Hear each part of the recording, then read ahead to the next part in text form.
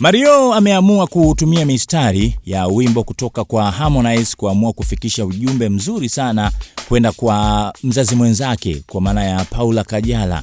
Na kupitia ukurasa wake wa mtandao wa kijamii wa Instagram katika upande wa Insta story, Mario ameandika, "Wendo unanipendeza, dunia inajua, mimi mwenyewe najipongeza, nimejua kuchagua."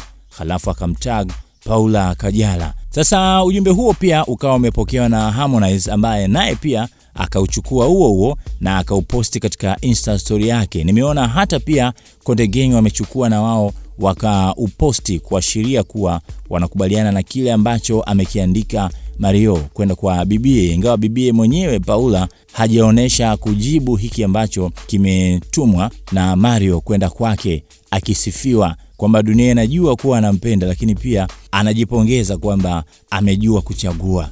Bwana, ni miongoni mwa jumbe ambazo zimevutia watu wengi kutokana na maneno yaliyotumika, lakini pia namna ambayo aliitumia kuwasilisha ujumbe kwenda kwa bibie huyo kwa kumsifia. Vipi kwa upande wako, unautumia mstari gani au katika wimbo gani? Weka komenti yako hapo chini.